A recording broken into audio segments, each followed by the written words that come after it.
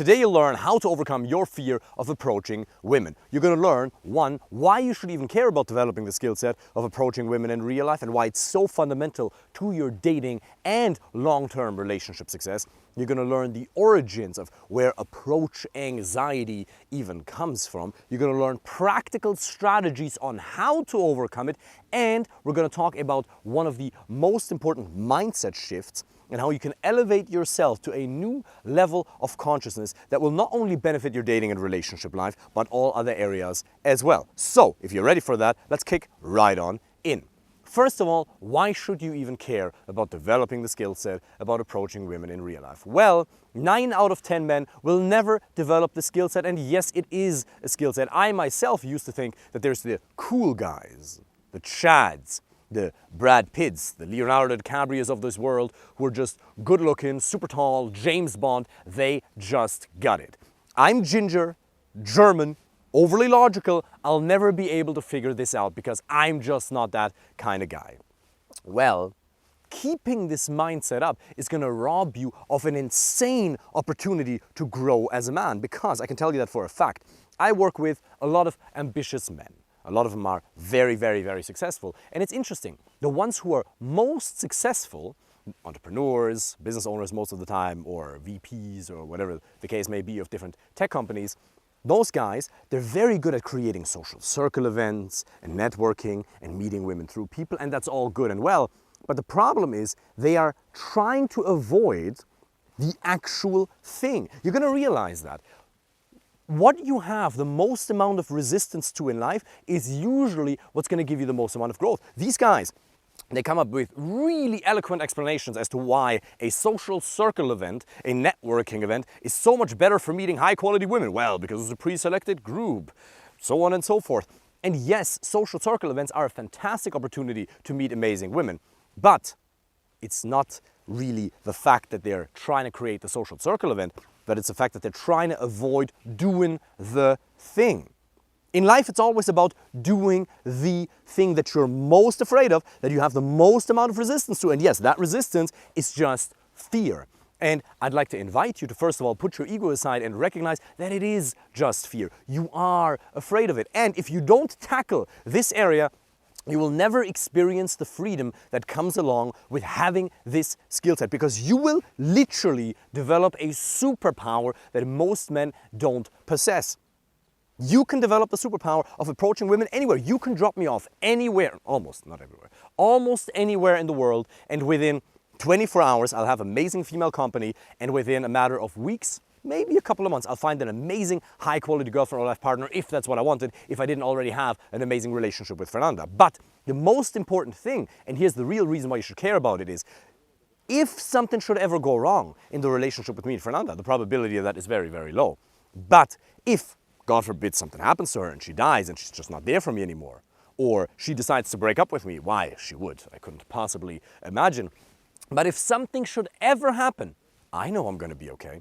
And it's not some rational idea. It's I actually factually know that it's not going to be a problem, because, as Marshall Rosenberg says, all of your psychological needs can be met independently of one particular individual. But you have to have created those positive reference experiences for yourself to not be anxious in a high-quality relationship. Remember, I help men find a high-quality, meaningful relationship. Yes, dating is a fun and effective process to get there, but the end goal is a high-quality, meaningful relationship.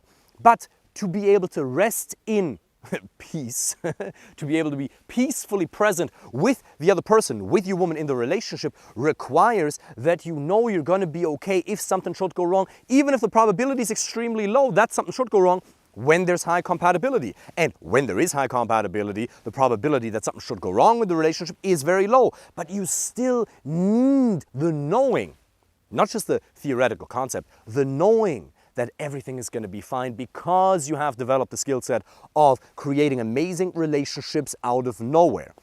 And that's why things like matchmaking, don't make too much sense. Because you can go and pay 5 or 10,000 euros or dollars or whatever to get set up with 12 amazing dates. And that's all good and well, but I can tell you what's happening because I get a bunch of clients who've done that, who've paid insane amounts, way more than that, for matchmaking. And then they realize, well, it didn't really end up working out. And what they tell me is after date 6 or 7, when they only have 4 or 5 left in the bank, they started getting a little bit nervous. They started acting needy on the date because they know they don't have the skill set to create those dates in the first place. So they are dependent on this outside source. But obviously you don't want to pay 10K and 10K and 10K or 5K or whatever insane amounts it may be, just to be able to set up with a couple of dates. And on top of that, how good are the algorithms really? I really believe that in 20, 30, 40, 50 years at some point, algorithms are going to be able to provide you with amazing matches, 100%. But right now, there's so many things that you don't even know about yourself as a man, that if you try to communicate that in written form, put it into an algorithm, and that algorithm is supposed to match you up, there's so many things wrong with that. So that is why you should even care about developing the skill set of meeting women in real life. And now you might ask, well, David, what about online dating? Don't you teach online dating? Isn't online dating an amazing opportunity to meet high quality women? Tinder, Bumble, Match, Hinge, whatever the other ones may be, Facebook dating, I can't think of them right now, There's so many. Of course, online dating is absolutely amazing, but you don't get the same level of growth. And here's a bitter truth. I have, like 10% of my clients are just like ugly looking. They're just really not good looking. Most of the clients that come to me, pretty much average looking guys, and they do well. But there is a subset of men who are just too unattractive for dating apps. That is just a fact. And some people are going to want to tell you that because it's not nice and it messes with their business model, but it is true. Some men can get amazing results in real life because remember, physical attractiveness is a primary evaluation criteria when it comes to the selection of a future mate, a potential life partner for men, but it's only a secondary qualification criteria when it comes to women. But on dating apps, looks are such a big deal. That's why what I help clients with in the coaching program is designing an online dating profile, looks, using the algorithm in a way, but like making yourself look as good as possible, hitting certain psychological triggers that you become the most attractive version of yourself on these platforms. But if you're literally a man that's in the bottom 10, 15% in terms of your looks, then you need to develop that skill set. And even, here's the thing, even the men who look like James Bond, who are a 8 or 9 out of 10 in terms of objective attractiveness as a man, even they really, really need it because for them it's very easy to get dates, but they don't know how to establish attraction, how to set boundaries, how to tease the person, how to move things forward. They've never learned to communicate their personality authentically and effectively. And it's one thing to communicate who you are on the date. It's a completely different thing to communicate that right up front when you have no buy-in from the person, when you just walk up to her in Starbucks, in a shopping mall, in a bar or a nightclub, and you have to create a connection out of nothingness. Being able to create connection and laughter and positivity and joy and just love out of nothingness, that is the superpower. That is why you should even care. So, how do we go about overcoming this fear that hinders us? Well, first of all, we have to understand what is approach anxiety. This fear of talking to women, what is that really? It's two things. One, fear of rejection. Second, fear of what people think. And the fear of rejection and the fear of what people think, that's tied, goes way back 200,000 years ago, 300,000 years ago. Most anthropologists agree where human beings were living in tribes of 100, 150, 200 people. And there was one alpha male in the group, and most men were trying to compete to become the alpha male. There was a lot of competition, there were a lot of things going on. But the most important thing is, you had people around you all the time, and there were certain norms in those tribes, just like today. There's certain social norms you have to adhere to. And back in the day, you were dependent on not just the alpha male, but all the other tribal members, one, to supply you with, first of all, security. Because if another tribe attacks you, and you're just by yourself, they're going to eat you up. But if you have a powerful tribe of people around you, the probability that you're going to survive is a lot higher. You need other men to go and hunt the mammoth with. You need other men to protect you from animals that are going to attack the tribe. So first of all, for protection. Second of all, to be able to pass on your genes, your legacy, to create children, you need the women in the tribe.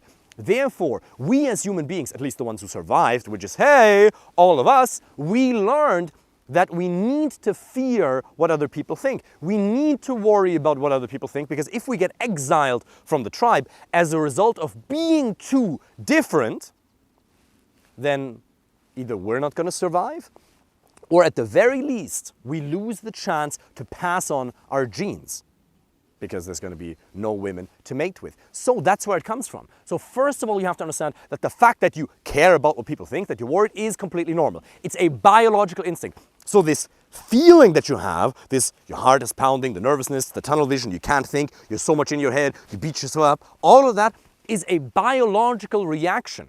Your mind is always trying to make you survive. You got to keep that in mind. Your mind's job, the brain's job, the mind's job is not to make you happy. The mind's job is to make you survive. Happiness is your own job. As Tony says, it's super important that you keep that in mind. The mind will do whatever it takes to make sure you survive, even if it comes at the cost of life quality, of good emotions, of happiness, of high quality relationships, of growth. So it tries to protect you from any kind of danger. So you have to understand that that's a biological impulse. The fear you feel is something that's deeply rooted in your brain. But here's the good news. You can train yourself to an extent where that fear almost doesn't exist anymore. Now, you're always going to care a little bit what people think. The only people who don't care at all what people think are psychopaths or sociopaths, and that should never be a desirable goal. We always have to be open to social feedback to a certain extent, but it's a fine line, right? You still, here's the easy thing. Do what you believe is right. Do what's good for you and what doesn't harm anybody else. The golden standard, right? Treat people the way you want to be treated. And as long as you do whatever you want to do, as long as you don't take away from other people's rights to do the same. And then you become aware, is it right or wrong to go and approach a woman in real life? Well, if I'm respectful and effective at doing it, there's nothing wrong with it. All of our ancestors have done it. How did your great-great-grandfather meet your great-great-grandmother? Well, he probably approached her, right? That's usually how human beings met. Online dating only came around in the last 10, 15 years, 20 years maybe. You know, it's a very recent development. Up until that point, all of humanity came about as a result of men approaching women, most of the time, you know. So it's a very, very normal thing. But in society, it's so demonized to introduce people. Oh, you don't know that person, talking to strangers? Well, if you don't, Tony says so famously, in business, if you don't talk to strangers, what's going to happen to your business? You know, in life, what happens if you don't talk to strangers? You know, this saying that there's no strangers, only friends you haven't met yet? And that's obviously not true, because the assumption here is that all strangers can become friends, which is obviously nonsense, right? 9 out of 10 people you're going to meet, you don't even want as your close friends. 19 out of 20 people you're going to meet, you don't even want as your close friends. But a lot of people you're going to meet, even if the percentage is small, the total amount can still become amazing relationships. So you've got to develop that skill set. So one is you can train yourself to overcome it.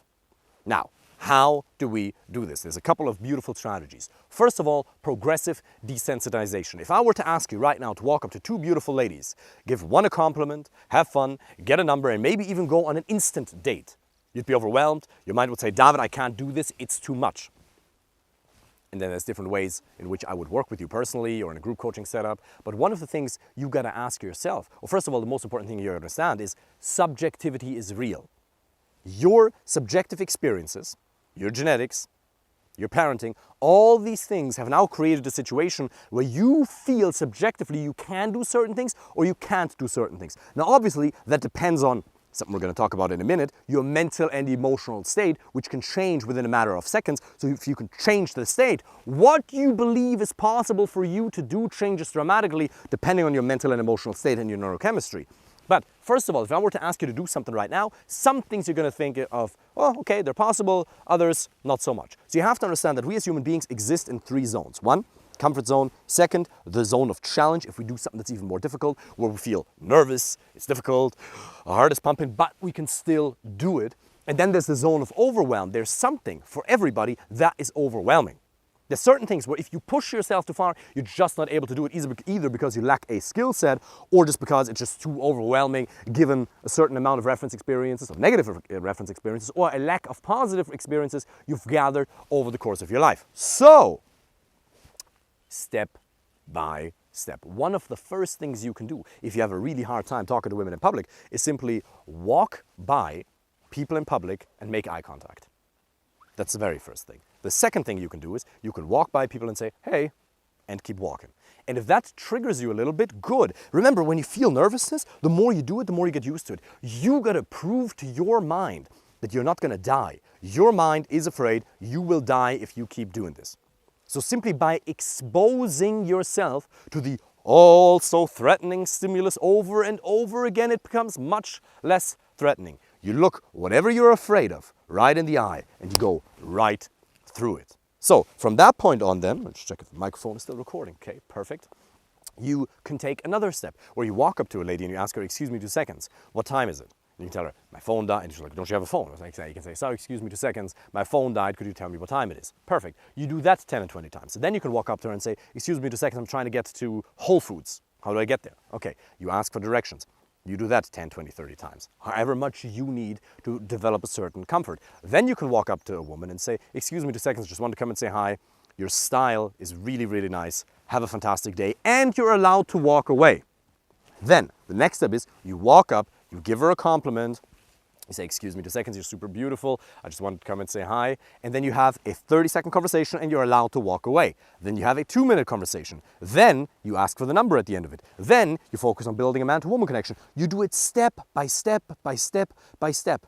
And then every step is a challenging but not overwhelming. You as a man can do what's challenging. You can't do what's overwhelming. Now we're going to talk about, in a minute, we're going to talk about your mental and emotional state. But understand that if you just go super gradually, you can solve it. And the success rate is going to be almost 100% if you just do it. Because there won't be a time where you'll be overwhelmed. And if you're overwhelmed, you're okay, let me take a step back, do a little bit more of this. And then the next step is so gradual that you progressively desensitize yourself to the threatening stimulus, which may be the potential rejection of a woman. So, that's one thing. Now, another thing you can do to overcome your fear of talking to women is to change your mental and emotional state. And that could be a 3-hour video in and of itself. But in a nutshell, remember what Tony says, your physiology, your language patterns, and your inner dialogue determine your mental and emotional state. How do you speak with yourself? Do you exercise? Do you not exercise? What's your posture? What kind of music do you listen to? I have a video on my YouTube channel here called The 8 Keys to Happiness, where I talk a lot about how to impact your mental and emotional state, which boosts your mood, going to the sauna, all these things, exposing yourself to a lot of social contact, changing your state by doing affirmations, going to the gym, going for a swim. This makes you neurologically more confident. Is something that 5 minutes ago I would have thought, oh, it's so overwhelming. You've had that in your life. Certain challenges can sometimes seem absolutely overwhelming, and at other points, not a big deal. Well, what does that depend on? Your mental and emotional state, which you can control to a large extent. One of my missions in life is to help men and people in general, as well as women, feel a sense of control over their own destiny and their own well-being. Because there were times in my life where I didn't feel like that. I used to be in nightclubs in Berlin, I tell that story all the time, where I wasn't good at this. I used to be the worst beta male in the world. I'd be in a nightclub before I learned all this, many years ago, even before I met my ex-wife. I'd be in a nightclub in Berlin with a friend of mine, he's dancing with a girl. Turns out at the end of the night she's a prostitute, beside the point. He's dancing with a girl, therefore he has a lot higher status than me in that moment. I feel like an idiot because I'm there by myself. I want to go speak to girls, but I don't know how. So I'm standing there pretending to have a good time, where all I really want to do is go and meet women. But I feel unable to do that. So what am I going to do? Well, I look at a woman for an hour, drink 2 gluten-free ginger beers, liquid confidence, hey, which is a terrible strategy because it ruins your self-esteem because you know you didn't earn the confidence. Anyway, I walk up to her after an hour. This is in a German nightclub. In Germany, people speak German. So I roll up to this girl and I ask her in English, in a German nightclub, excuse me, do you know where the toilets are? And she looks at me like I got AIDS on my forehead or something. You know, or some big disease coming out of my eyes. It's like, oh. And in that moment, I felt the sensation of shame and embarrassment. You know that when your blood is rushing into your head and you just feel the need to get out of there, this sense of embarrassment? Yes, that's what it's like when you get rejections in the beginning. It's fucking horrifying. It's really difficult. It's really tough. But understand, it's not a big deal. You can expose yourself to that over and over again. But I was completely lost. I didn't have a mentor. I didn't have a coach. I didn't have this video helping me.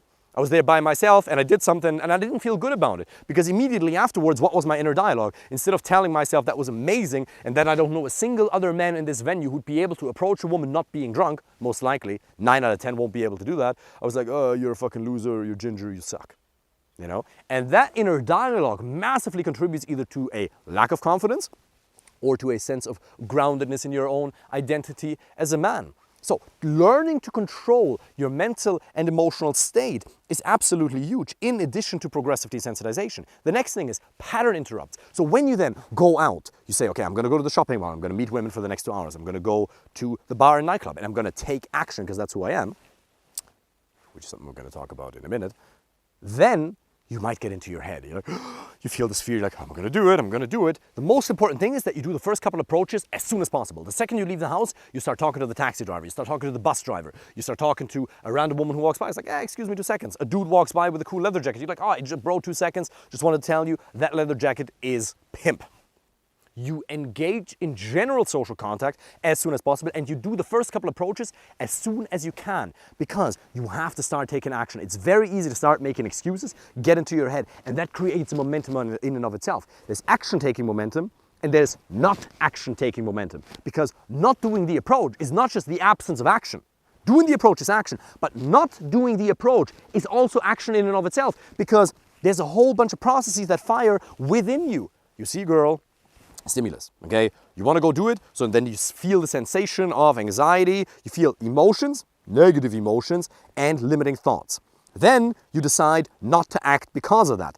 That process fires in and of itself, so you're creating either a pattern of not taking action or taking action, and you create that at a macro level over the course of weeks and months and even years, as well as in the moment, within a matter of minutes. The second you get out, do the first couple of approaches, it doesn't matter how bad it is, because remember, when you walk up to a woman and you're a respectful human being, you're a high quality man, 30, 40, 50, 60 years old, successful in your career, business owner, good habits.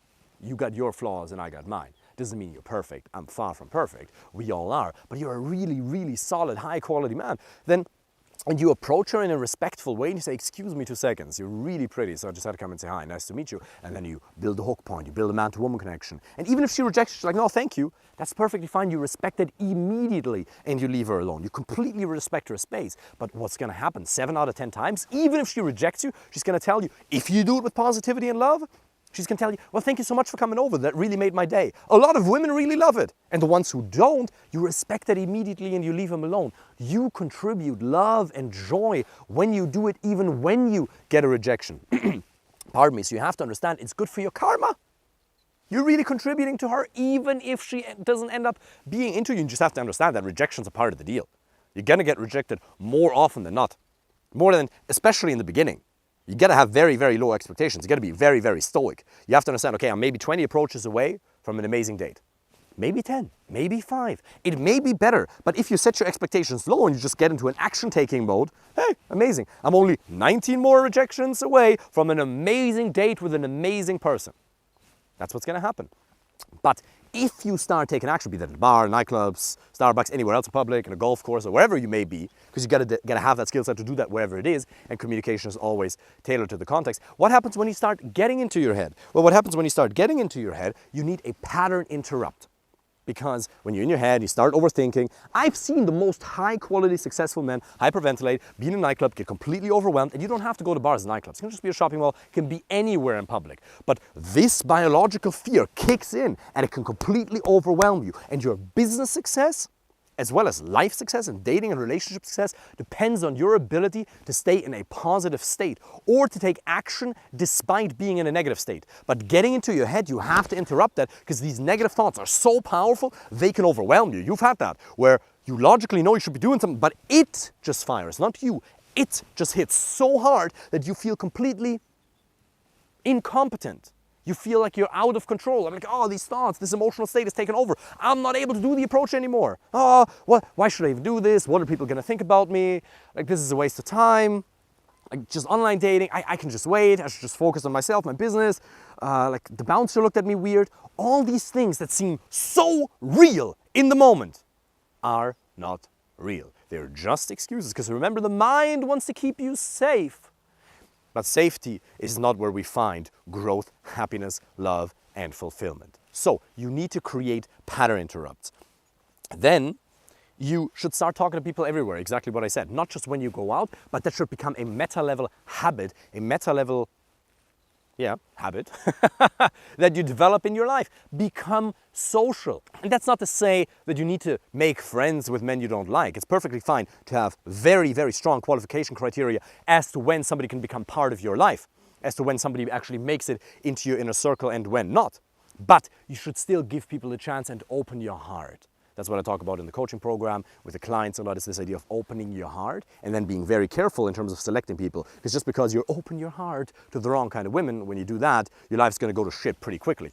But talk to people everywhere so you create high-level momentum, because there is such a thing as social momentum. And social momentum is going to carry you. It's going to make things so much easier. You can develop social momentum over the course of weeks and months, which is what happens in life when you start taking action, as well as in coaching programs. That's exactly what these things are designed for. But you also got to have the skill set of doing that right where you are right now in the middle of the night. So you start taking action immediately, right here, right now. And then you talk to the woman in the supermarket. You simply ask her, hey, how's your day going? And you're present with her. That's a gift in and of itself. That's not just selfishly good for you, it is obviously, but it's also amazing for her. You talk to the taxi driver. Now some taxi drivers are dicks, that's fine. But you open your heart, you vibe it out, you give them the chance. And yeah, sometimes it gets a bit frustrating, but remember, success is the ability to go from failure or rejection to rejection without the loss of enthusiasm, because I know it can get hard when you get a couple of rejections in a row, but you gotta have a self-empowering dialogue that you're the shit, that you're the most amazing guy, that nobody else would ever do it, that you're the man for doing it. You gotta empower yourself. And you start opening your heart, you see where things go, and then you, if that person doesn't behave well or doesn't fit, doesn't have values that are compatible to yours, you close your heart again. But you create momentum, momentum, momentum. And the last thing I want to speak about with you today is this idea of an identity level shift. Because in order to make this change permanent, and remember, you don't have to do approaches forever, right? This is about finding a high quality, meaningful relationship. Therefore, you don't have to do this for years. A couple of months, 1, 2, 3, 4, 7, 3, 9, 10, 11, depends on you, right? Only for that period of time. But the interesting thing is, it still has to become almost a permanent change, right? Because by the time you get good at it, it's become so deeply anchored in your nervous system that you're not going to want to stop talking to people, even if you're an introvert. And 80% of my clients are introverts, which I completely understand. You have to become the person who takes action. And you've already made that part of your identity in business. If you're successful in your career, if you're successful in your business, you are already an action taker. But I'd like you to expand this part of identity into the area of dating and relationships as well. Because 80-90% of it comes down to taking action. You can get the right strategies, you can get the right coaches, you can get the right mentors, you can get the right information free online here, 1,600 TikTok videos for free there's so much stuff. But it depends on taking action. Now, obviously, there's mindset problems that are going to creep up, that are going to come, that are going to make it difficult. And you can learn to solve them yourself. You can ask friends, you can get coaches and mentors. It doesn't matter how you get it, but you just have to do it. Because if you don't make this part of your identity, that you're a man who just takes action, who just goes and gets it, he sees a challenge and he attacks it, he looks whatever he is afraid of right in the eye and he goes through it, you'll miss out on the growth and the freedom that comes as a result of being able to create relationships out of nowhere. This skill set of approaching women in real life will create an unbelievable amount of freedom, peace, and high quality relationships for you in your life.